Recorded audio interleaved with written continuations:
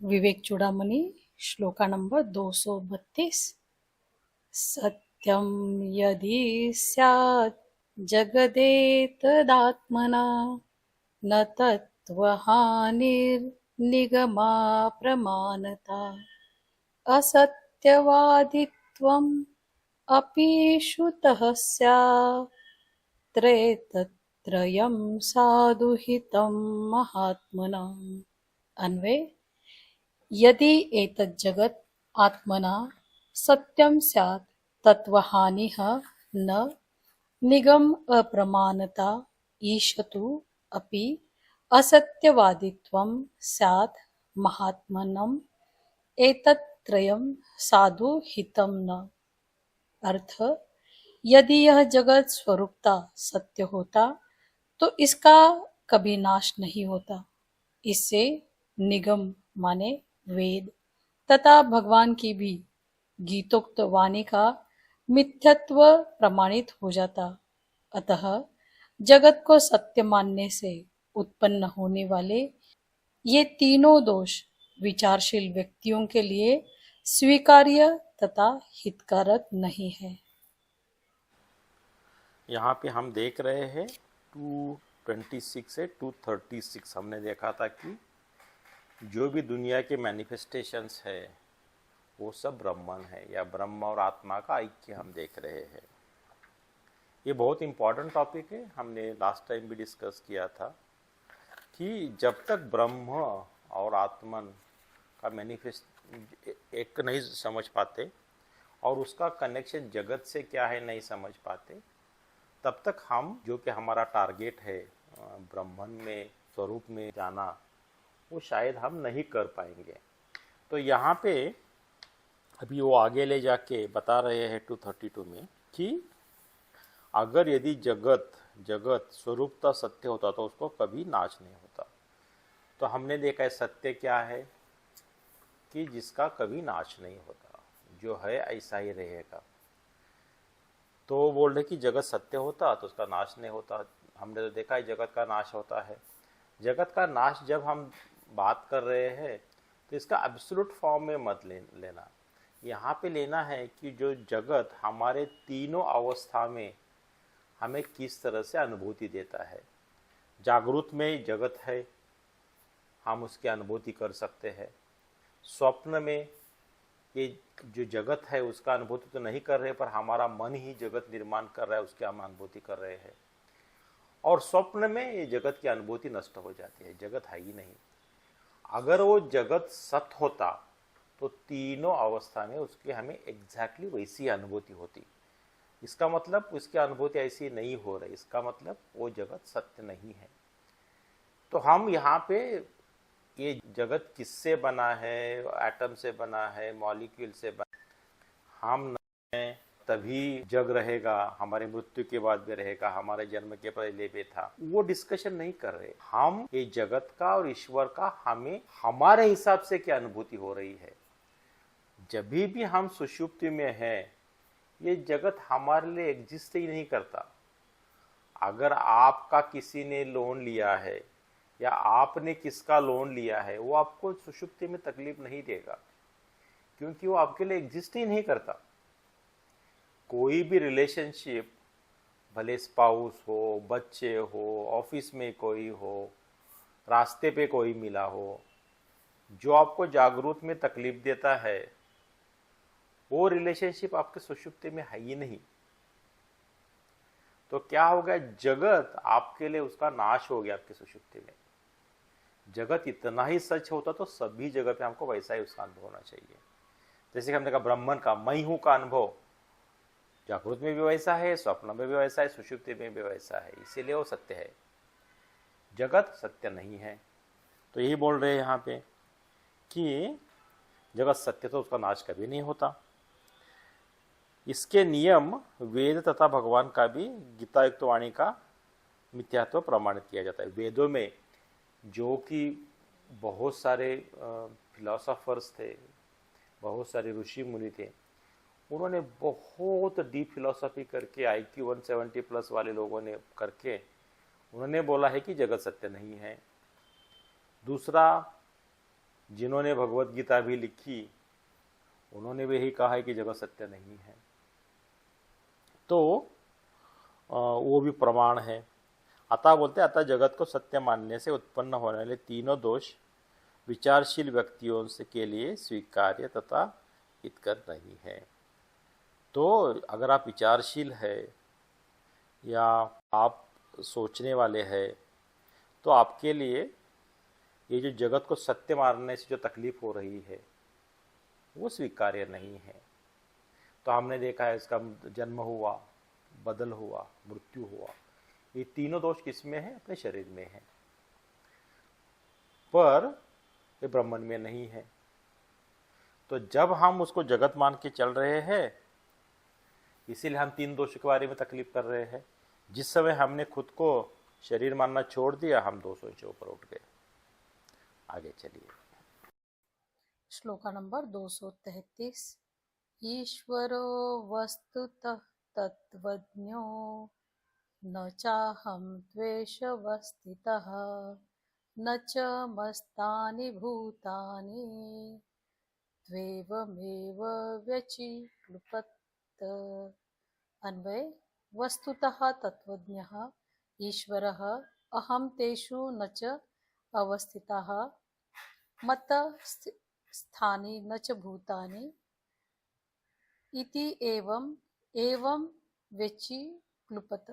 अर्थ वस्तु स्वरूप के यथार्थ ज्ञाता भगवान श्री कृष्ण ने मैं भूतों में स्थित नहीं हूँ और वे भूतगण भी मुझ में स्थित नहीं है कहकर पूर्वोक्त मत जगत का मिथ्यात्व का समर्थन किया है। मैंने पहले देखा है कि भगवान कहते हैं कि मैं भूतों में नहीं हूँ, भूत मुझ में नहीं है। तो गीता जी में हमने पढ़ा है। उसका मतलब क्या होता है? टिपिकली हम बोलते हैं कि एक चीज दूसरे चीज का पार्ट होती है। हमारे पास दो बर्तन है, तो एक बर्तन दूसरे के अंदर बैठेगा, वो नहीं बैठा तो दूसरा बर्तन पहले के अंदर बैठेगा। छोटा बड़ा तो होना चाहिए। तो यही हम हर बार देखते हैं ना, या तो इसमें ये होना चाहिए ना तो उसमें वो होना चाहिए। दोनों सेम साइज के अगर है तो शायद बर्तन एक दूसरे पे बैठे भी ना, पर टिपिकली ऐसा होता नहीं है। तो भगवान तो बोल रहे हैं ये जगत मुझ में नहीं है, मैं जगत में नहीं हूँ। तो यहाँ पे उनका बोलने का मतलब जो अभी यहाँ पे भगवान शंकराचार्य बोल रहे हैं वो इसीलिए बोल रहे हैं कि ये जगत एग्जिस्ट ही नहीं होता। अगर एग्जिस्ट नहीं होता तो मैं इसमें कैसा हुआ या मुझ में कैसा हो सकता है? ये सिर्फ मेरा मैनिफेस्टेशन एग्जिस्ट ही नहीं करता। ये इसको हमने मान के रखा है क्योंकि हमें उसका अनुभूति हो रही है। हमने अभी तक खुद के स्वरूप के बारे में समझा नहीं है, पर जिस समय हम स्वरूप के बारे में समझेंगे तो हमको ये मरु जल जैसा लगेगा। जैसे कि आप रेगिस्तान में जाते हैं और आप वहाँ पे मिराज देखते हैं तो लगता तो है वाटर है वो। जब तक आप नहीं जानते वो वाटर नहीं है तब तक आप उसके पीछे दौड़ते रहेंगे। पर अगर कोई जानता है कि अभी हम इसमें हैं, डेजर्ट में हैं और अभी टेम्परेचर इतना है तो रेज बेंड हो जाएगी, तो इसलिए बहुत कहीं दूर का वाटर हमें यहाँ पे सामने दिख रहा है। ये जिसने समझ लिया वो वाटर के पीछे दौड़ेगा नहीं। वाटर दिख तो रहा है, उसका अनुभूति तो हो रही है, पर वो नहीं है जानता है क्योंकि वो इल्यूजन हुआ है। वैसे ही भगवान ने भी पहले बताया कि आप जिसका भी अनुभूति कर रहे हो वो इल्यूजन है, क्योंकि हमने उसको टोटलिटी फॉर्म में समझा नहीं है। वो जो प्रिंसिपल है, जैसे कि जो मरुस्थल तैयार होता है वैसा वो हमने रेस का बेंड होते हैं कैसा वो समझा नहीं है। इसका हम बहुत बार पहले भी एग्जाम्पल किसी ने सुना था और हम डिस्कस करते रहते हैं कि अगर एक पिताजी है वो और एक बेटा है जिसने कभी भी मूवी नहीं देखा है, वो मूवी देखने जा रहे हैं तो बेटा पूछता है कि मूवी कैसी होगी, तो पिताजी बोलते हैं कि ऐसा पर्दा होता है और पर्दे पे लाइट के से चित्र डालते हैं और वो चित्र पर्दे के ऊपर मूव होते हैं, तभी हमें मूवी दिखता है। पर क्या होता है वो दोनों चलते चलते थोड़ा देर हो जाते हैं और जब वो पहुंच जाते हैं मूवी थिएटर में तब तक तो पिक्चर चालू हो चुका था। तो फिर बच्चा बैठता है, पूछता है, पता है पिताजी वो जो आदमी के पीछे दिख रहा है वो जो माउंटेन है वो पर्दा है क्या? नहीं, बोलता है उसके पीछे पर्दा है। तो बोलता है माउंटेन के पीछे आकाश दिख रहा है, वो पर्दा है क्या? नहीं नहीं, उसका आकाश के पीछे पर्दा है। तो समझा नहीं पाते हैं उसको उसके पिताजी। पर दोपहर में इंटरवल में क्या होता है, पिक्चर बंद हो जाता है तो पर्दा सामने दिखता है। हमारा वही, तब उसको पता था कि पर्दा क्या है। जब तक पिक्चर चल रहा था तब तक वो पर्दा क्या होता है, तो स्क्रीन क्या है, समझ नहीं पा रहा था। हमारा भी वही है, हमने एक्सपीरियंस से शुरुआत किया है बीच में से, और जब तक एक्सपीरियंस चल रहा है, रुकेगी नहीं, तब तक हमको वो एक्सपीरियंस ये नहीं आएगा कि ये जो भी है इल्यूजन है। तो इसीलिए हम उसको सच मानते हैं। हमारे जैसे जो भी पढ़ने वाले हैं वो शायद सच होगा बोलते हैं, पर अभी तक वो इल्यूजन है, अभी तक हमने उसको माना नहीं, क्योंकि हमने सिर्फ शाब्दिक तौर पे उसको माना है, हमने उसका एक्सपीरियंस नहीं किया है। पर यहाँ पे भगवान शंकराचार्य फिर से वही बोल रहे हैं कि आप कुछ भी देखो, कुछ भी प्रमाण देखो, तो ये इल्यूजन ही होना चाहिए। और इतने विद्वानों ने कहा है इल्यूजन है, तो इल्यूजन ही होना चाहिए, इसीलिए इसको मानना चाहिए बोल रहे हैं। आगे चलिए। श्लोक नंबर 234। यदि सत्यम अवद्विश्वम सुषुप्ता वपुलभ्यता। किया था कि ये जग है जो पंचभूतों के वजह से बना हुआ है, अगर वो इतना सच होता तो सुषुप्ति में भी हमको तकलीफ देता, सुषुप्ति में हमको आनंद देता, पर हम सुषुप्ति में वो आता ही नहीं है, इसलिए वो मिथ्या है। आगे चलिए। श्लोक नंबर 235। पृथक् नास्ति जगत् परात्मनः पृथक् प्रतिस्तु मृषा गुणादिवत् आरोपितस्यस्ति गुणार्थवत्ता निष्ठा न मा भाति तथा भ्रमेण। अन्वय। अतः परमात्मनः पृथक् जगत् न अस्ति, पृथक् प्रतीतिः तु गुणादिवत् मृषा अस्ति, आरोपितस्य किम अर्थवत्ता अस्ति अधिष्ठान भ्रमेण तथा अभाति। अतः अतः इस जगत का परमात्मा से पृथक कोई अस्तित्व नहीं है। उसकी पृथक सत्ता गुणों यथा आकाश में नीलोपन आदि के समान मिथ्या है। आरोपित गुण की क्या कोई सत्ता होती है? वस्तुतः उसका अधिष्ठान ही उस आरोपित गुण या वस्तु के रूप में प्रतीत होता है। रस्सी ही सर्प के रूप में प्रतिभात होती है, सर्प की वास्तविक सत्ता नहीं होती। अच्छा, तो ये हमने पहले भी एग्जाम्पल देखे, फिर से भगवान इसको रिपीट कर रहे ताकि हम समझ पाए। वो बोल रहे कि जो जग है उसका अस्तित्व नहीं है। अस्तित्व किसका है? परमात्मा का है, ब्रह्मन का है। और क्या हो रहा है, हमने परमात्मा के गुण धर्म जगत पे रोपित किए हैं। तो इसका एक अच्छा एग्जाम्पल देते हैं पहले, कि पहले हमने पढ़ा था कि जो कि वेदांत में हर बार आता है कि हम शाम घर से बाहर निकले हैं, घर के बाहर कुछ तो लंबा पड़ा हुआ देखा, हमने उसको सांप सोचा, फिर हल्ला हो गया, हमने अरे सांप है करके। फिर कोई तो घर में गया, लाठी और टॉर्च लेके आया, टॉर्च लगाया तो पता चला वो सांप नहीं, रस्सी थी। तो अभी सवाल ये आता है कि हमने उस सांप को देखा कैसे, और जिस सांप को हमने देखा था वो गया कहाँ? तो इसका अगर हम चिंतन करते हैं तो हमको पता चलता है कि सांप के जो गुणधर्म है, सांप का गुणधर्म क्या है? वो लंबा है, वो जमीन पे पड़ा रहता है, वो काटता है, वो भाग जाएगा, जीवित है, ये सब उसके गुणधर्म है। हमने उसको एज्यूम किया वो सांप है, इसीलिए फिर अभी वो रस्सी में सांप के गुणधर्म दिखने लगे। वो तो गुणधर्म थे नहीं वहां पे। जब हमको पता चला कि वो रस्सी है, तो सांप के गुणधर्म हमने एज्यूम ही किए थे, सांप के गुणधर्म हमने तो ऐसे मान लिए थे, तो मानी हुई चीज है, हवा में चली गई, तो सांप भी नहीं था, तो सांप के गुणधर्म हमने रस्सी पे आरोपित किए। जैसे कि हम है ब्रह्मन या आत्मन, हमने क्या किए, हमारे जो पंच कोशों के गुणधर्म है वो लगा के उसके ऊपर थोप दिए, वो माने हुई है। तो अभी क्या हो गया, जब तक हम वो पंच कोशों को सच मान रहे हैं, जैसे सांप को हमने अलग कर दिया, हाँ ये सांप नहीं है लाइट के हिसाब से, वैसे जब तक चिंतन करके हम अलग नहीं कर पाएंगे कि पंचकोश मैं नहीं हूं, तब तक वो गुणधर्मों को हम सच मानेंगे पंचकोशों के। जिस समय हमने पंचकोशों के गुणधर्म अलग कर दिए, उस समय हमें पता चला गया कि हम तो पंचकोश है ही नहीं, तो हम ऐसे गुणधर्म रोपित कर रहे थे मान के, हम तो है ब्रह्मन, हम तो है आत्मन। तो ये प्रोसेस है।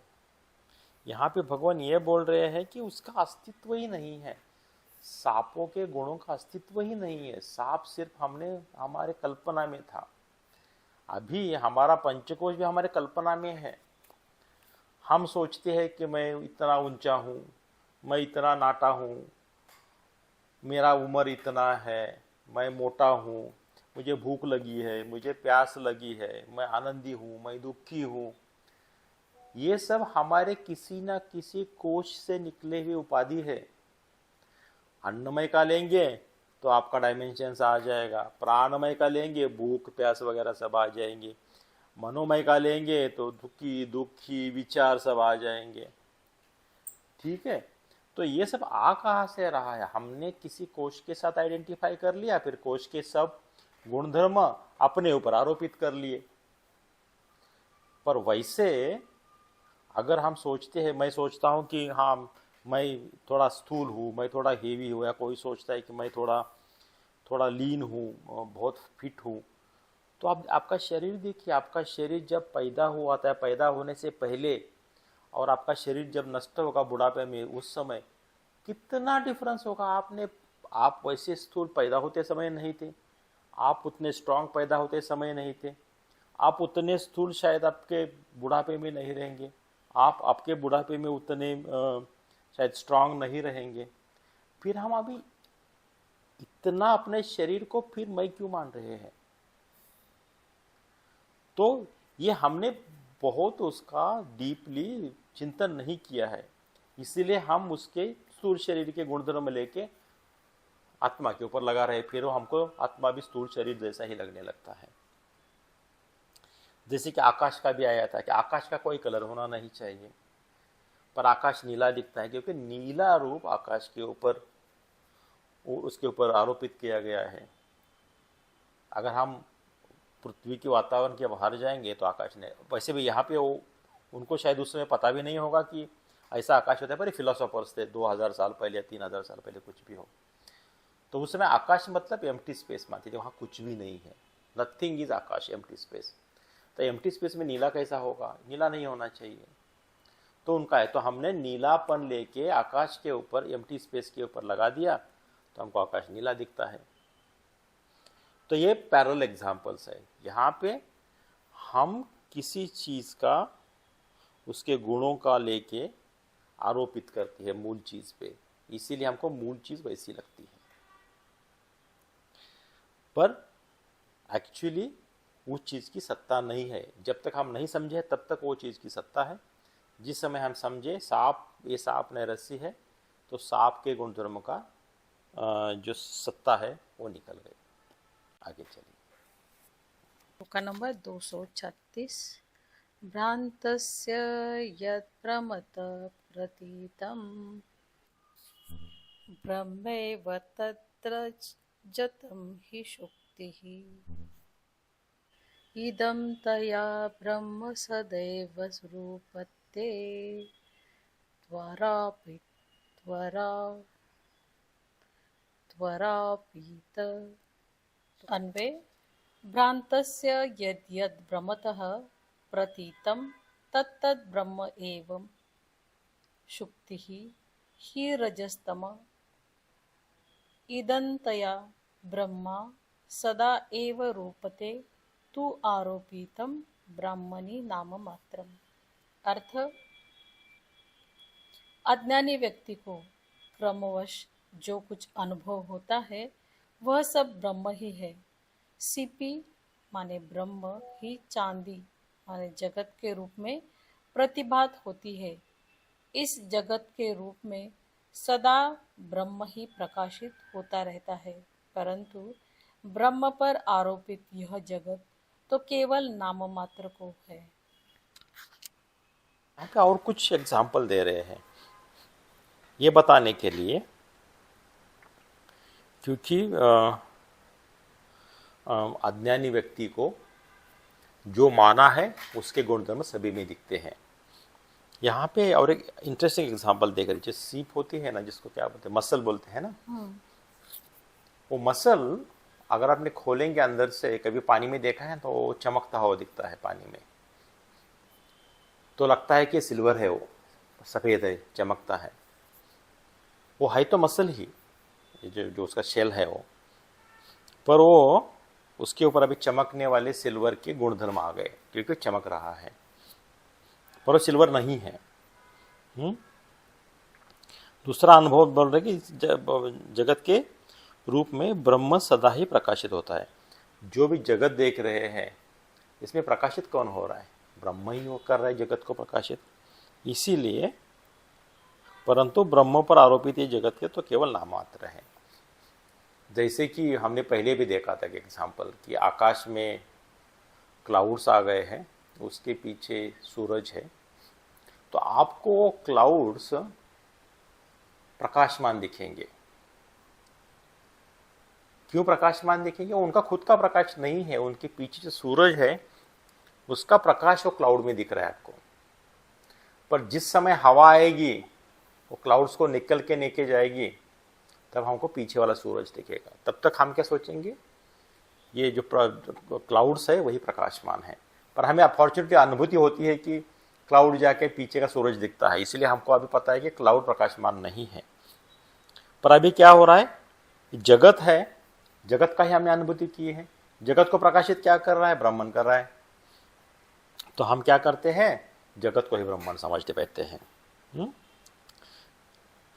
पर ये जो आरोपित जगत है ना, जो कि हम देख पा रहे हैं, ये तो क्या है, केवल नाम मात्र है। एक्चुअल है सब ब्रह्मन ही, क्योंकि हमने नाम रूप को इम्पोर्टेंस दिया है, इसीलिए हम उसको ब्रह्मन जगत मान रहे हैं। जैसे कि सबसे अच्छा एग्जांपल मुझे लगता है वो है कि पानी का या वेव्स का। हम वेव्स को मान रहे हैं, पर जिस समय हम उसका नाम रूप निकालेंगे तो हम जाएंगे पानी ही है। जब तक हमने उसके नाम और रूप को देखा है पकड़े पकड़, तब तक हम उसको वेव बोलेंगे। तो क्या हो रहा है, जो नाम रूप है हम पानी के ऊपर आरोपित करके उसको अलग मान रहे हैं, पर जिस समय हम नाम रूप निकालेंगे उसमें फर्क तो कुछ नहीं आएगा, वो पानी ही रहेगा। तो हमको नाम रूप को निकाल, नाम रूप क्या हो गया, आपकी माया हो गई। अच्छा, आगे चलिए। श्लोका नंबर 237 और 238। ब्रह्म तथा इसका स्वरूप। अत परम ब्रह्म सद्वितीयं विशुद्ध विज्ञान घनम निरंजनम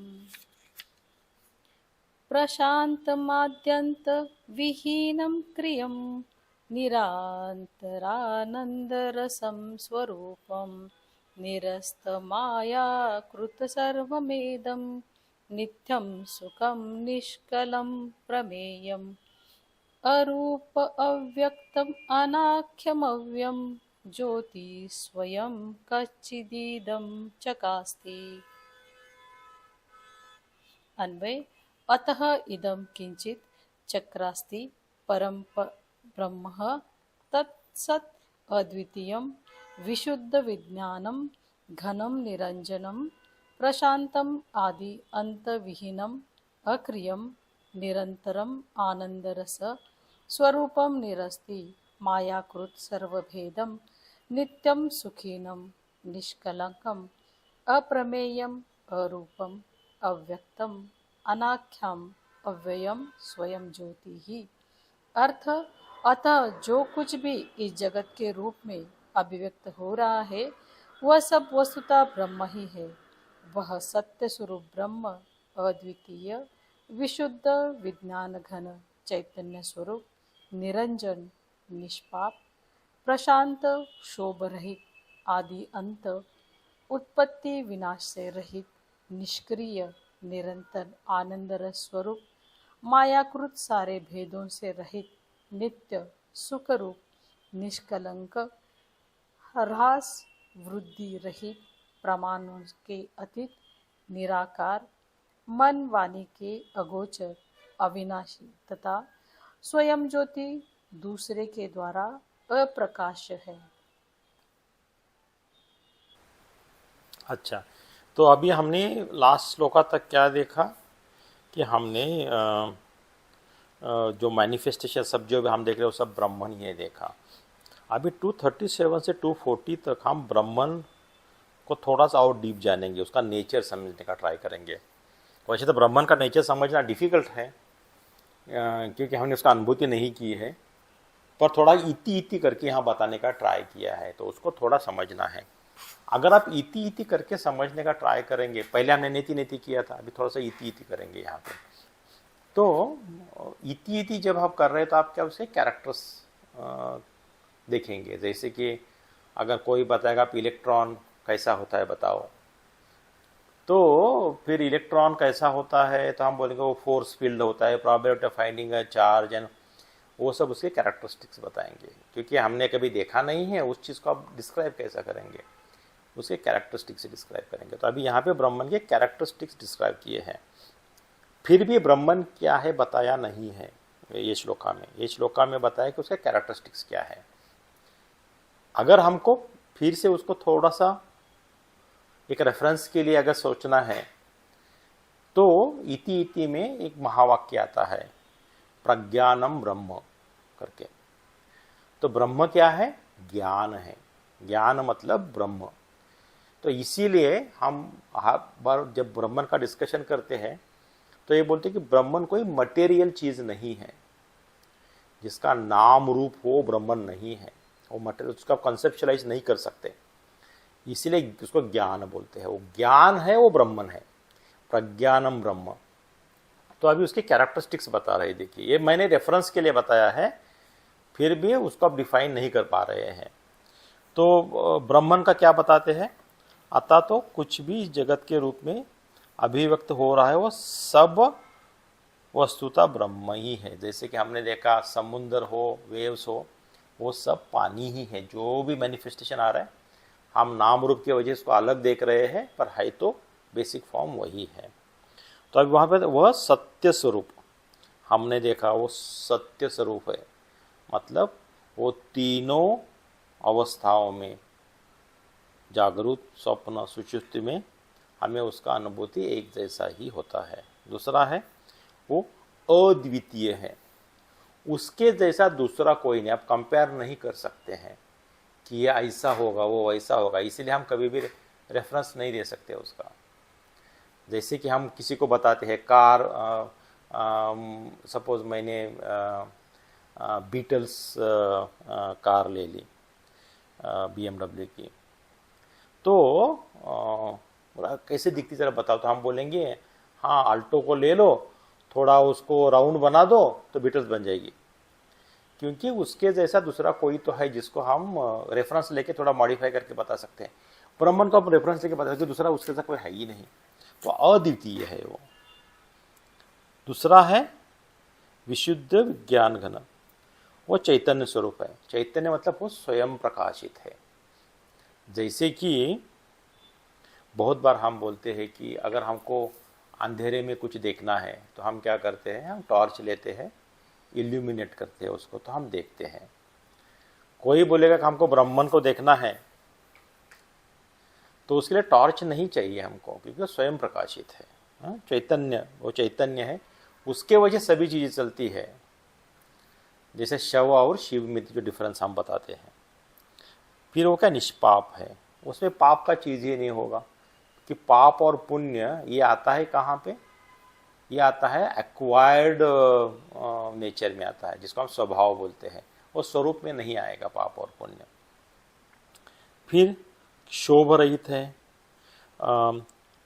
उत्पत्ति विनाश से रहित है, जिसकी उत्पत्ति नहीं हुई है, जिसका विनाश नहीं होगा, जिसमें बदलाव नहीं होगा।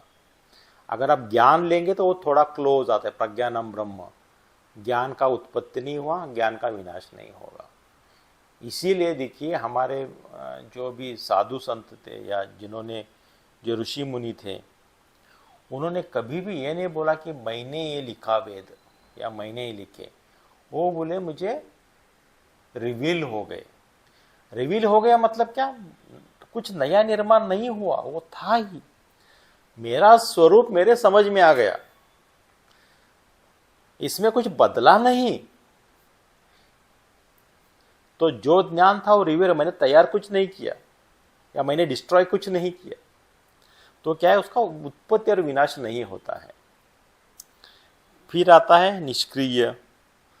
अगर उसमें चेंज नहीं हो रहा है तो वो क्रिया कुछ नहीं कर सकता। आपने कुछ भी क्रिया करो तो उसमें चेंज हो जाएगा। इसीलिए हमारा जो बाल्टी का उदाहरण आता है, उसमें जिसको हम चिदाभास बोलते हैं, जो रिफ्लेक्शन है, वो रिफ्लेक्शन में फ़र्क आता है। जैसे कि बाल्टी में पानी है, पानी में हमने कलर डाल दिया तो रिफ्लेक्शन का कलर बदल जाएगा। बाल्टी में मिट्टी डाल दी तो रिफ्लेक्शन क्षीण हो जाएगा, उसमें बदलाव आ रहा है, करेक्ट। पर बाल्टी में मिट्टी डालने से सूरज का जो ओरिजिनल जो ब्राइटनेस है उसमें चेंज नहीं हो रहा है। तो इसीलिए जो ब्रह्मन है उसमें चेंज नहीं हो रहा है, कुछ भी निष्क्रिय है। वो चेंज हमको दिख रहा है किसमें, चिदाभास में, जो रिफ्लेक्शन है उसमें। हमें भी हम बोलते हैं कि मुझे कुछ पता चला तो मेरा रिफ्लेक्शन में चेंज हो गया, चिदाभास में चेंज हो गया। जो ज्ञान है उसमें चेंज नहीं हुआ। निरंतर आनंद रस स्वरूप, मतलब उसका आनंद ही स्वरूप है। आप कुछ भी कोई भी अनुभूति करो उसमें आनंद उसका जो है ब्रह्मन का है। मायाकृत सारे भेदों से रहित। माया मतलब हमने देखा माया जिसको मेजर कर सकते हैं। मेजर किसको कर सकते हैं, आप जिसका रूप है, आकार है, नाम है, उपयोगिता है, इसको हम क्या कर सकते हैं, इसको माया बोलते हैं। नाम रूप उपयोगिता। पर ये ब्रह्मन में नहीं है, क्योंकि उसको कंसेप्चुअलाइज आप नहीं कर सकते। जिसको कंसेप्चुअलाइज नहीं कर सकते उसका रूप रंग नहीं हो सकता। फिर नित्य हो तो देखा, जिसका शुरुआत नहीं हुआ, एंड नहीं हुआ, वो तो नित्य ही होगा। सुख स्वरूप, हास्य वृद्धि रहित है, रहास वृद्धि रहित, निष्कल, वो तो हमने देखा उसमें चेंजेस नहीं आएगा तो उसकी बढ़ोतरी भी नहीं होगी, घटोतरी भी नहीं होगी। प्रमाणों से अतीत, हमने देखा कि ब्रह्मन का प्रमाण आप दे नहीं सकते, क्योंकि कंसेप्चुअलाइज नहीं कर सकते, आप प्रमाण भी नहीं देते। हम टिपिकली प्रमाण देते हैं ना कि मैंने खाना खाया। मैंने खाना खाया का प्रमाण क्या है, शायद मैंने डक्कार दे दिया। डक्कार दे दिया मतलब मैंने खाना खाया। हम बहुत बार किसी रिलेटिव के घर जाते हैं, खाना बहुत अच्छा लगा इसलिए, तो फिर डकार दीजिए 2-3 बार, तो बोलते कि अरे हाँ खाना बहुत अच्छा लगा, करेक्ट। तो आप यहाँ प्रमाण नहीं दे सकते। प्रमाण आप माया की चीज़ों को दे सकते, ब्रह्मन को नहीं दे सकते हैं, क्योंकि उसको प्रमाण देने वाला उसके पीछे कोई नहीं है। निराकार, उसका आकार नहीं है, वो तो हम डिस्कस कर चुके हैं। मन वाणी से अगोचर, मन उसको कंसेप्चुअलाइज नहीं कर सकता, वाणी उसको डिस्क्राइब नहीं कर सकती, तो उससे परे है। अविनाशी है तथा स्वयं ज्योति, दूसरे के प्रकाश का जरूरत है। जैसे कि हमने देखा कि अगर हम अंधार में कोई चीज़ देखनी है तो हम टॉर्च लेके आते हैं। हम सूरज को देखने के लिए टॉर्च लेके नहीं आते हैं। तो वो स्वयं ज्योति है, स्वयं प्रकाशित है, उसको दूसरे किसी प्रकाश की जरूरत नहीं है, इसलिए वो इंडिपेंडेंट है। अभी ये क्यों आ रहा है, बाद में जब आप तत्वमासी देखेंगे उसमें से बहुत सारी चीज़ें यूज हो जाएंगी। क्योंकि जब तत्व हम जैसे देख रहे थे, हम देख रहे कि जग, जीव, जगत, ईश्वर, इसमें कनेक्शन देख रहे हैं। तो इसमें कुछ कैरेक्टरिस्टिक ईश्वर के है, कुछ जीव के है, कुछ ब्रह्मन के है। तो श्लोका नंबर 239। ज्ञातृज्ञेय ज्ञान शून्यम अनंतम निर्विकल्पकम केवलाखंड चिन्मात्रम परम तत्वम विदुर्बुधः। अन्वय, ज्ञातृ ज्ञानम ज्ञानशून्यम अनंतम निर्विकल्पम केवलम अखंडम चिन्मात्रम परम तत्वम बुधाः विदुः। अर्थ, ब्रह्मनिष्ठ विद्वानों द्वारा साक्षात्कार किए जाने वाला यह परम तत्व माने ब्रह्म, ज्ञाता ज्ञान ज्ञेय, जानने वाला जानने योग्य तथा जानने की क्रिया, इस त्रिविध कल्पना से रहित अनंत निर्विकल्प संकल्प विकल्प रहित अद्वितीय तथा अखंड चैतन्य स्वरूप है। अच्छा, तो उसका और आगे थोड़ा कैरेक्टरिस्टिक्स बता रहे हैं कि इसको जो ज्ञाता ज्ञेय और ज्ञान, ये तीनों त्रिपुटी है ना, इससे अलग है। जैसे कि एक जानने वाला है, कोई जानने योग्य चीज़ है, और जिसका ज्ञान है, जानने की प्रक्रिया। तो देखिए, अगर हमने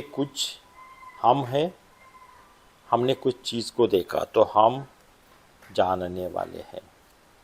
हमने वो चीज़ को देखा, वो चीज़ जानने योग्य है, और हम उस चीज़ को समझ रहे हैं, टेबल है या चेयर है, ये उसका ज्ञान है। करेक्ट। तो इसमें क्या होता है ना, जो ज्ञाता ज्ञेय ज्ञान जब आप देखते हैं तीनों, तो इसमें दृग दृष्टि विवेक जो करके एक्सप्लेन किया है वो आता है। मतलब जो देखने वाला और जो देखने वाली चीज़ है, जो ये दोनों अलग होने चाहिए। ये दोनों एक कभी नहीं हो सकते। ये दोनों एक होगा तो आपका ज्ञान उसका अलग से होगा। जैसे कि देखिए, अभी मैं रास्ते पे जा रहा हूँ, तो मेरे मन में विचार, मैंने कार को देखा तो मेरे मन में विचार आया कि ये कार है। फिर वो क्या, उसका फल व्याप्ति क्या होगा, फिर मेरे ईगो या मेरे जो जिसको सेल्फ मैंने मान कर रखा उसके साथ होगा, और फिर बोलेगा ये कार को मैं जानता हूँ। तो इसको बोलते हैं वृत्ति व्याप्ति और फल व्याप्ति। वृत्ति मतलब विचार, विचार आ गए, मैं ये कार मैंने देखी और एक कार को मैं जानता हूँ। तो इसमें क्या हो गया, देखने वाला हो गया, देखने को गोष्ठ हो गया, और क्या देखा हो गया। जब हम ब्रह्मन के बारे में जानते हैं ना, तो ये ब्रह्मन है, ये ब्रह्मन को मैं जानता हूँ, ऐसा नहीं होता है। वहाँ पे फल व्याप्ति, ये ब्रह्मन है और ये ब्रह्मन मैं हूँ, ऐसा होता है। ये ब्रह्मन को मैं जानता हूँ ऐसा होता नहीं, क्योंकि ब्रह्मन मैं ही हूँ। जो चीज़ मैं हूँ, जिसमें तीनों अलग अलग नहीं है, तो वो वस्तु का ज्ञान अलग से होता है। तो यहाँ पे वो बता रहे हैं कि जब हम ब्रह्मन की बात कर रहे हैं, स्वरूप की बात कर रहे हैं, तो वहाँ पे ज्ञाता ज्ञेय ज्ञान, ये तीनों का ये नहीं होता है। तीनों का मतलब तीनों नहीं होते वहाँ पे। दूसरी बात बता रहे हैं कि ये कल्पना से रहित है, इसको आप कंसेप्चुलाइज नहीं कर सकते। वो अनंत है, वो तो हम जानते कि ज्ञान कितना है, इसको अगर हम ढूंढने निकलेंगे तो अनंत ही बोलेंगे। ज्ञान हमें इतना पता है, पर कितना है, अनंत है। ज्ञान तो अनंत है, तो वो तो अनंत होगा। ब्रह्मन तो अनंत है, निर्विकल्प है, उसमें संकल्प विकल्प रहित, जिसमें विकल्प अल्टरनेट्स नहीं है, वो एक ही है, अद्वितीय है, दूसरा नहीं है, तथा अखंड चैतन्य स्वरूप है।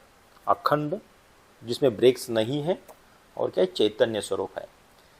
बहुत सारे हेवी वर्ड्स यूज किए, हम हर एक चीज़ के वर्ड में अंदर बहुत डीपली नहीं जाएंगे, जितना यूजफुल होगा उतना जाएंगे, पर इतने वर्ड्स ब्रह्मन को एक्सप्लेन करने के लिए हमारे शास्त्रों में आते हैं।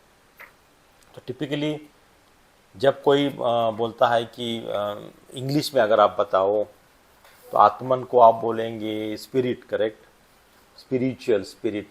तो स्पिरिट ये है क्या, पता नहीं है, क्योंकि that is a loose translation what we are doing, या consciousness, it is a loose translation of Brahman we are doing. But Brahman अगर हमको समझना है, तो ब्रह्मन के ये कैरेक्टरिस्टिक्स आते हैं।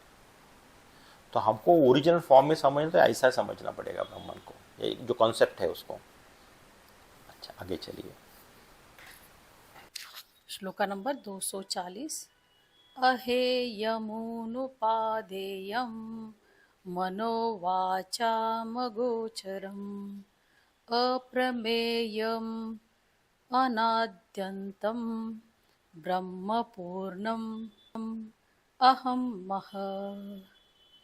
अन्वय हे यम अनुपाद्यम मनोवाचम अगोचरम अप्रमेयम अनादि अनंतम पूर्णम अहम ब्रह्म अहम।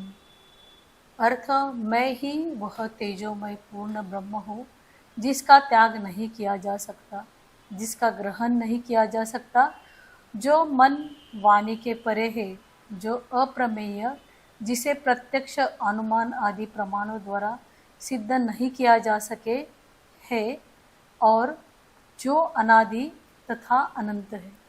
अच्छा, तो अभी यहाँ पे आ रहा है मैं कौन हूँ। तो मैं कौन हूँ? ब्रह्मन हूँ। मेरे क्या कैरेक्टरिस्टिक्स होने चाहिए? मैं तेजोमय हूँ। ये तो हम जानते हैं कि भले हम सही से समझे कि अपने पंचकोशों का तेज है, पर तेज तो आ रहा है ब्रह्मन से, क्योंकि जब भी किसी की मृत्यु हो जाती है बाकी सब वैसा के वैसा है, पर वो तेजोमय नहीं है, वो शव है।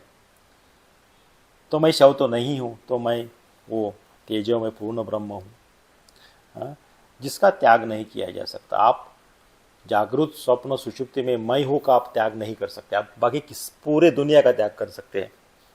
जो मैं हूँ, जो आप ब्रह्मन है, उसका आप त्याग नहीं कर सकते।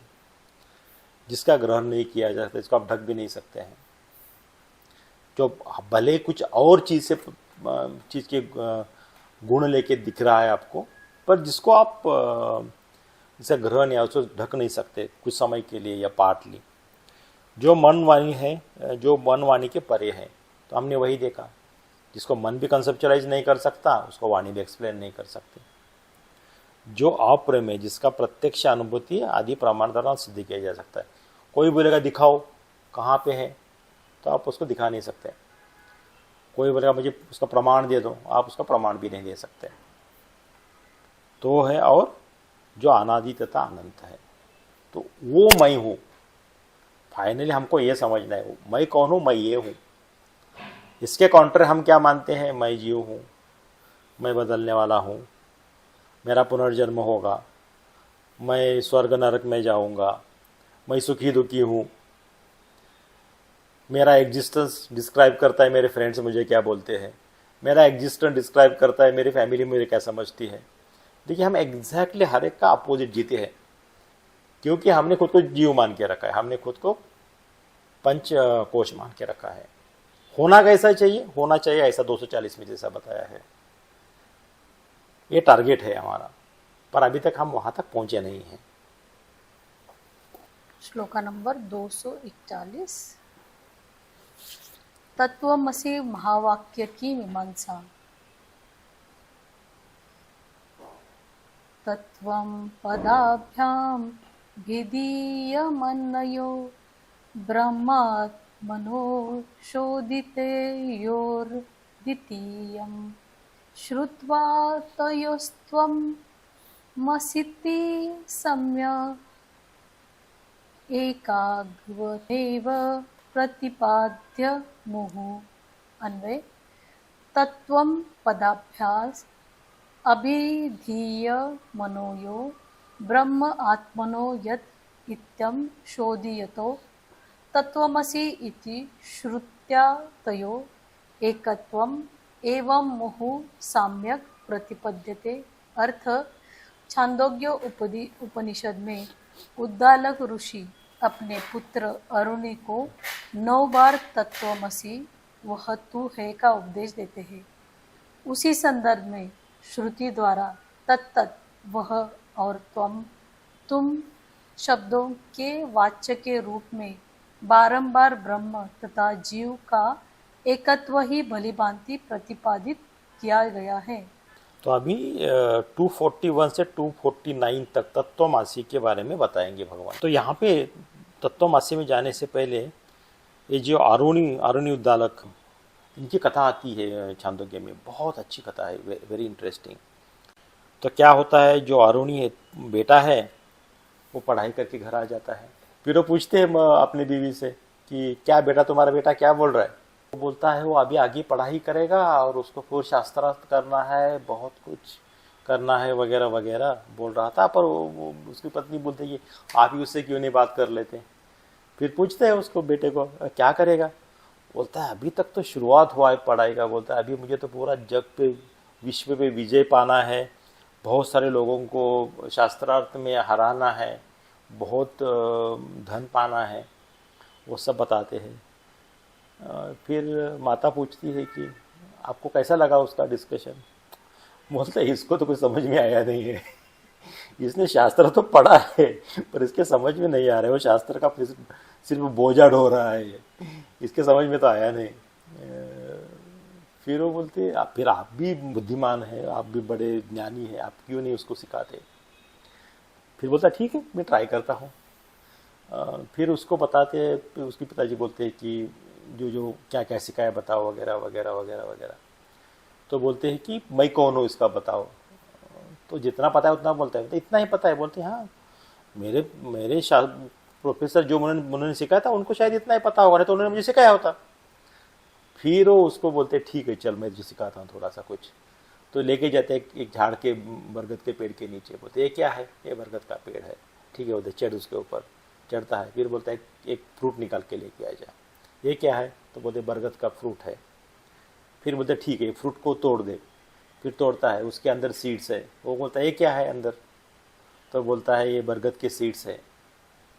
तो बोलता है तुझे ये सीड्स में और ये ट्री में क्या कनेक्शन समझ में आता है। तो बोलता है कि नहीं मैं समझा नहीं। फिर उसको समझाते हैं कि बरगद ये जो अंदर सीड है, वो सीड पूरा बरगद का ट्री ही है, पर अव्यक्त फॉर्म में है।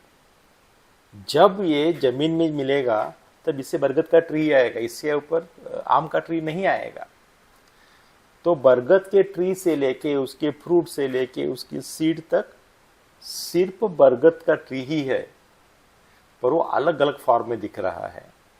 तो उसको ये समझाते हैं। फिर फाइनली बोलते हैं कि तुम जो मैनिफेस्टेशन हो, मैं जो मैनिफेस्टेशन हो, ये सब ब्रह्मन ही है, सिर्फ अलग अलग दिख रहे हैं हमको, पर इसमें है तो ब्रह्मन ही। तो उसी समय उसको बताते हैं कि तत्त्वमासी तत्त्वमासी। तत् मतलब वो, त्वम मतलब आप, असी मतलब हो, आप वो हो। टिपिकली हमारे शास्त्रों में वो को परमात्मा बोलते हैं। आदस, इदम मतलब ये जगत, आदस मतलब परमात्मा, वो मतलब परमात्मा। तो उसको बताया कि वो जो है वो तुम हो, तत्त्वमासी। तो ये उपदेश उन्होंने उनसे 9 बार करवाया वहां पे। फिर उनको आरुणी उद्दालक को फिर उसका समझ में आ गया क्या है करके। तो अभी यहाँ पे तत्वमासी के बारे में थोड़ा सा पढ़ेंगे आज। अभी यहाँ पे रोक देते, थोड़ा हेवी हो रहा होगा पता नहीं मुझे, ये बहुत डीप फिलोसफी में जा रहा है, पर अगर कहीं हेवी हो गया, कुछ डिस्कशन है तो भी कर सकते हैं। नेक्स्ट टाइम तत्वमासी में थोड़ा सा डीप जाएंगे, पूरा उसके लिए रखेंगे ताकि हम थोड़ा सा डीपली उसको अंडरस्टैंड कर पाए। तो कैसे लगा आपको ये श्लोक? अगर श्लोक पसंद आया हो तो वीडियो को लाइक करें, आपका एक प्यारा सा कमेंट करें, और अगर चैनल पर नए हो तो सब्सक्राइब ज़रूर करिए। और ऐसे ही हमारे साथ बने रहने के लिए बहुत बहुत धन्यवाद। मिलते हैं अगले नए श्लोक के साथ, तब तक के लिए थैंक यू।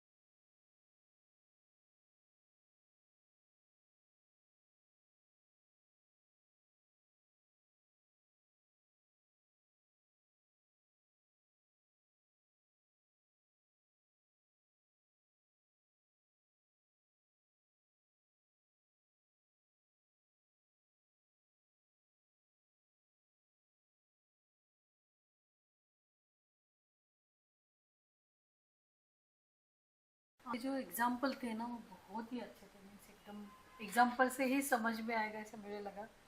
जो आपने बताया ना कि हम जैसे सांप सांप के गुणों का एक्सपीरियंस किए हैं, इसके लिए हमको लगता है कि ऐसा कुछ है तो वो गुणधर्म से ही हम सब सब सबको मानते हैं।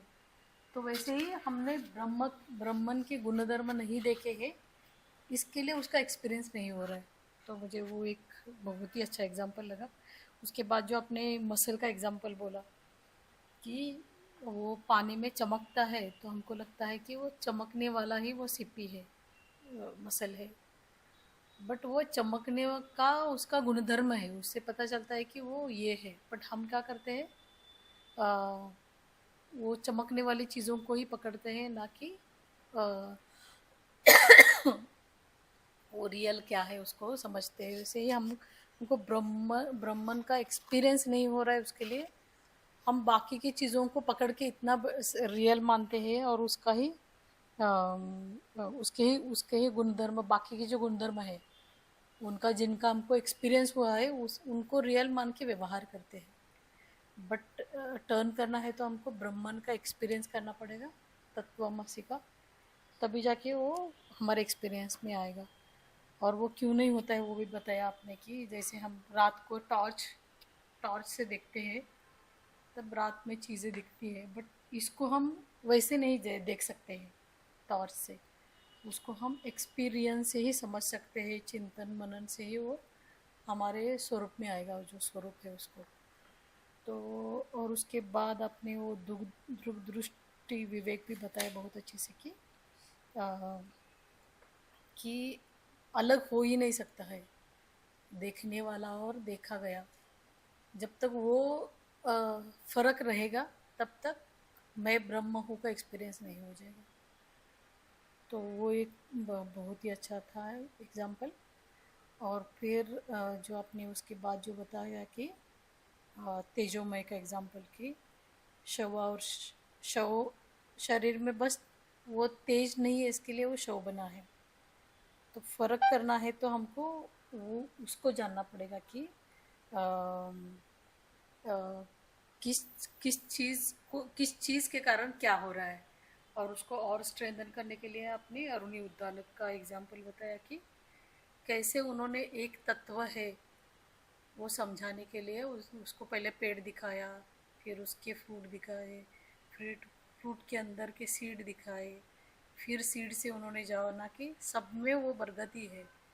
वैसे ही हम देखेंगे कि सब ब्रह्म के कारण ही प्रकट हो रहा है, बट उसका एक्सपीरियंस हमको नहीं होता है। उसके लिए हम जो एक्सपीरियंस किया है उसको सत्य मानते हैं और फिर उससे ही सुख दुख लेते हैं।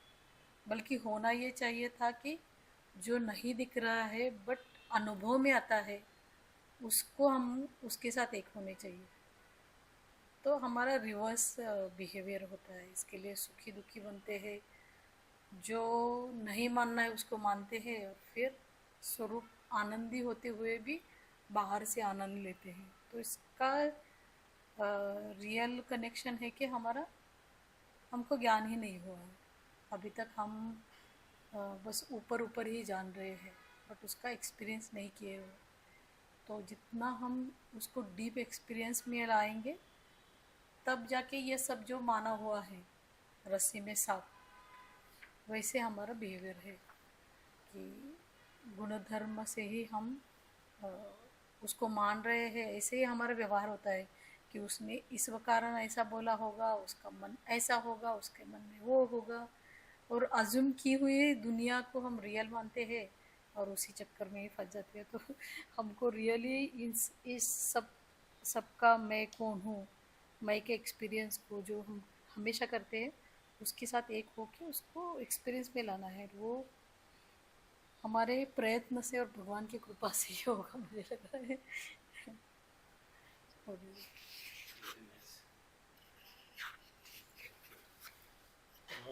आज बहुत अच्छे आप दोनों ने बहुत अच्छा उसका समरी किया। तो इसको थोड़ा सा हमें अभी शायद जितना हम ज़्यादा डिस्कस करेंगे, ज़्यादा सोचेंगे उसके ऊपर, उतना ज़्यादा मन मानेगा शायद। ज़्यादा जिंदगी में फर्क आएगा। फिर अभी यहाँ पे रोक देते हैं आज, क्लोजिंग प्रेयर्स करके कर दीजिए मानव जी। जी दत्ता जी।